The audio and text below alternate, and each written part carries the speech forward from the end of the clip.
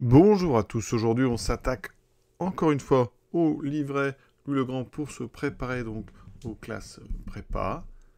Et avec l'exercice 77, deuxième question, étude d'un signe g de x égale racine de valeur absolue de x moins 1 moins racine de valeur absolue de x moins 3. Quel est le signe de cette expression en fonction de x? Comment peut-on procéder? Alors on voit qu'il y a deux options. Une première, comme on a une différence de racine carrée, ça serait d'utiliser ce qu'on appelle l'expression conjuguée. Et une deuxième, une petite remarque qui peut être intéressante, c'est qu'ici, si j'appelle f la fonction kx associée donc racine carrée de x, c'est donc la fonction racine carrée sur r+, eh bien g de x, c'est f de valeur absolue de x moins 1 moins f de valeur absolue de 2x moins 3. Donc ici, on a la différence entre deux images, la fonction f. Une première chose que j'aurais peut-être dû dire dès le début, c'est que, ici, les valeurs absolues ne seront jamais négatives, strictement, donc g de x est tout défini, quel que soit x. Donc g de x est défini sur R, c'est-à-dire quel que soit x réel, vous pouvez considérer g de x. Donc ici, g de x, c'est la différence entre deux images par la fonction racine carrée. Et je vais vous citer une petite propriété, soit f strictement croissante sur i, et bien quel que soit le couple AB, donc dans le produit cartésien i croix i, donc i carré, c'est-à-dire c'est un couple de deux éléments de i, eh bien, quelque chose qui est très intéressant, c'est que f de a moins f de b a le même signe que a moins b. Ça, c'est lié à la stricte croissance, effectivement. Les images sont rangées dans le même ordre que leurs antécédents. Et ça se démontre très facilement. Petite idée de la démonstration. Regardez, si je prends f, on va partir de a moins b. a moins b, par exemple, positif. Ça équivaut donc à a plus grand strictement que b. La fonction f étant strictement croissante, ça veut dire que f de a est strictement plus grand ou égal à f de b.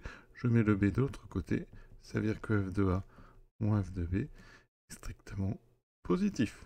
D'accord? Je fais pareil avec ici égal à 0. Vous aurez des symboles égaux égal à 0 partout, et donc votre démonstration est faite. Ça veut dire qu'ici, f étant strictement croissante, parce que la racine carrée, elle est strictement croissante sur donc R+, eh bien je vais pouvoir utiliser cette propriété. Et donc g de x a le même signe que la différence valeur absolue x moins 1 moins valeur absolue de 2x moins 3. Vous voyez, ça peut être très pratique. Alors, une autre façon d'arriver à ce résultat, c'est en utilisant la méthode de l'expression conjuguée.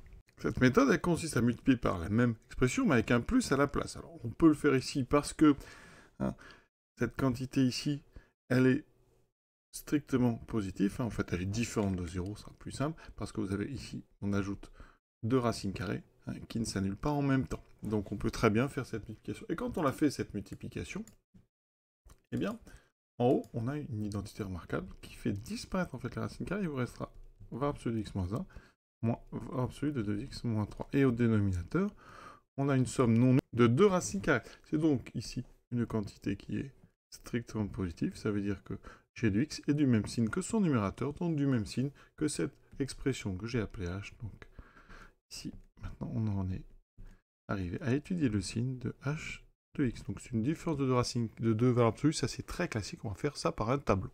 La première étape, c'est d'avoir l'expression de h de x.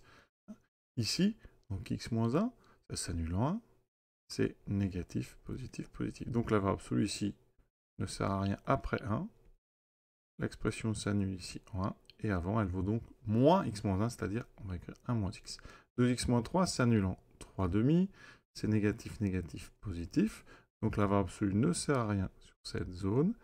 Et donc ici, on met l'opposé de 2x moins 3, c'est-à-dire 3 moins 2x. Et là, on met 0. Ensuite, on ajoute pour avoir l'expression de h. Ceci, alors on soustrait, pardon, il y a un moins. Donc 1 moins x moins 3 moins 2x, ça fait donc 1 moins 3 moins 2, moins x plus 2x, ça fait x. Donc ici, on a x moins 2. Ensuite, en 1, on peut regarder, on remplace en 1, ça prendra donc ici la valeur. Alors, la fonction qu'on obtient est continue, il faut le savoir.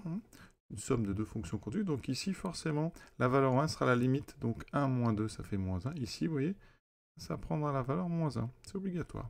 Et on doit retrouver ici une expression qui donnera la valeur moins 1 en 1 si on prend la limite. Donc x moins 2x, ça fait 3x. Moins 1, moins 3, moins 4. Quand je remplace x par 1, vous voyez, je trouve aussi moins 1. En 3 demi, ça veut dire qu'ici, j'aurai 9 demi moins 4, 9 demi moins 8 demi, je dois trouver 1 demi. Ici. Donc là, x moins 1 moins 2x moins 3, ça fait x moins 2x moins 1 plus 3. 1 moins 1 plus 3, ça fait plus 2. Voilà. Et ici, vous voyez qu'en 1 demi, ça fait bien, en 3 demi, ça fait bien 1 demi. Donc on est parfait. Maintenant, il faut trouver le signe de ça. x-2, quand on est avant 1, x-2 est négatif, c'est assez évident, parce que x-2 s'annule en 2, c'est une fonction affine croissante, donc là on a moins. Ensuite, 3x-4, ça s'annule en 4 tiers. 4 tiers, c'est juste avant 3 demi. Donc c'est ici 4 tiers, donc là, notre expression va s'annuler. Avant elle est négative, et après elle est positive. Ça corrobore derrière nos valeurs moins 1 et 1 demi. Moins x plus 2 s'annule en 2, donc ici on va avoir un autre 0. Avant 2, comme c'est ici décroissant, on aura plus, et après on aura moins. Donc, bilan du signe de H, qui est aussi le signe de G. G est négatif strictement avant 4 tiers et après 2, s'annule en 4 tiers et 2 est positive. Entre les deux, on regarde la courbe rapidement sur GeoGebra. On voit qu'ici, la fonction, elle est donc négative. Elle s'annule à cet endroit-là, qui doit correspondre ici à 4 tiers, effectivement à peu près 1,3. Et elle s'annule une deuxième fois en 2, ça corrobore tout à fait notre travail. Donc négative, nul, positive, nul, négative. À très bientôt.